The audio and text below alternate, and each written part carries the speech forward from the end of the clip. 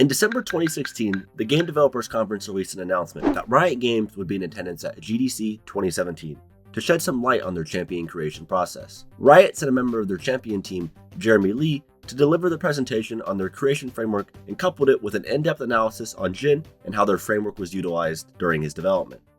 Despite the warning during the introduction saying the talk was already going to be brief and concise, it left viewers unsatisfied with how little elaboration there was into the creation process. Now, I think it's fair to say that attempting to condense a several week-long process into a 30-minute seminar was already a daunting task. Furthermore, I think the reason that this seems impossible to do is because of how elaborate and indescribable this process really is. So I did some research to see if I, a man with no champion creation experience, could somehow condense the process into a step-by-step for you all. Riot on multiple occasions has released bits and pieces on how a champion is created, from the framework to the prototypes to the illustration. There's multiple teams that work on creating a single champion, so the process isn't exactly linear, but that doesn't mean there's not a trackable process. The creation of a champion comes with an idea, and according to Riot, this could be anything, a sketch on a napkin or an endgame mechanic idea, but there's an idea that someone proposes and it appears that it doesn't matter where the idea comes from, whether it's a concept artist or a member of the champion team. It's an extremely crowded process of bouncing ideas not off just yourself, but other departments. During the Mbessa behind the scenes, one of the game designers mentioned running the idea by the design team first, emphasizing the importance of collaboration, where they bounce ideas off of each other to refine the details of the character they are trying to make. And this clearly varies from time to time. For example, Rabid Llama, the game designer on the team that created Bard, did an unofficial Ask Me Anything on the Bard main subreddit, where people asked a variety of questions. One of which being someone asking if Bard had been intended for any other role. He was a support from the start. At the time, we wanted to make a support next, and we had this super cool concept art that seemed like it would make for a cool support champion. We'll call this stage the idea stage. An idea can spawn from almost any part of a champion, whether it's the next rule, mechanic, or even art. As long as there's an idea that can be built upon, Riot takes it and rolls with it. However, it's important to mention that just because they make an idea does not mean they stick with it. Jeremy Lee emphasized that during his panel at the GDC. And I think that's an important part to mention, that each champion needs to feel unique, and they spend hours making sure they don't just reskin another champion.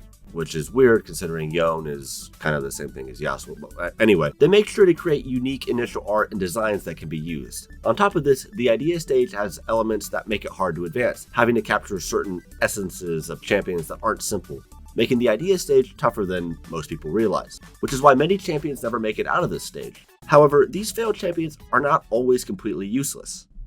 Once a champion makes it through the idea stage, they create a prototype for their champion. But early on in this stage, it's not really the prototype that you would imagine. Riot regularly reuses characters and abilities from existing champions to establish a framework for the kit of the upcoming champion. Here we have an early development of Gnar, which can be seen using attributes of already existing champions. His model is from Nautilus, his boomerang is from Sivir's kit, while his jump belongs to Ziggs and he uses Master Yi speed lines. Now, this can be kind of confusing visually, seeing aspects of other champions combined into being one, but piecemealing a champion together preserves the design team numerous resources, as well as a considerable amount of time.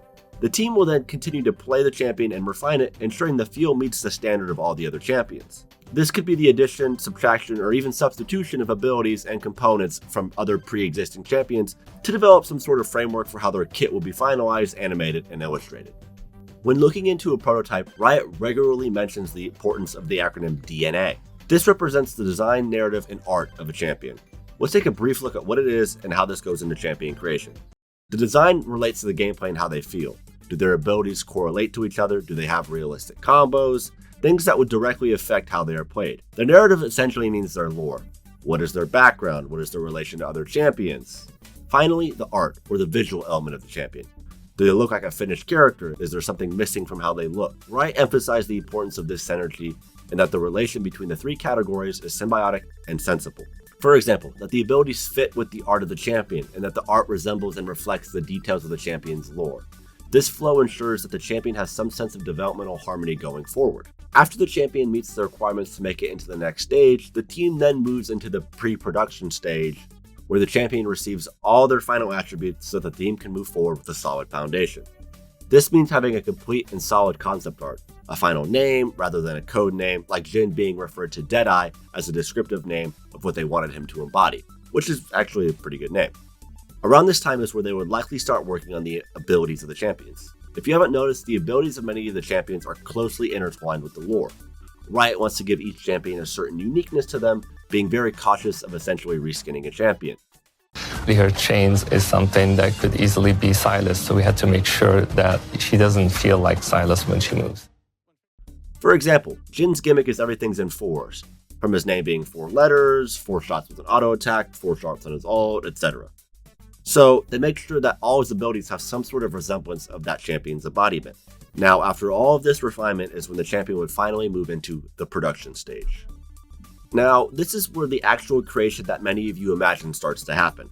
This is where they actually kind of create the final model, animate the abilities. This is kind of the stereotypical part of the champion creation, with the creation of models and animation of movements that people imagine when they hear creating a character, with 3D artists and animators working together to pump out this champion. During this stage, the majority of the work has already been completed. It's just the act of bringing the champion to life in the game. Once the team has finished, they move the champion into post-production, and this is simply right before the champion gets its final release. They'll throw the champion into the PBE and get feedback from the players on how the champ feels. The PBE, or public beta environment, is where players can get early access to new releases of the game and test it out for the developers to get feedback. They use this for a lot of other games too, usually called a beta. Players get early access to specific parts of a game, or even an entire game, to help the developers make revisions and refinements before an official release.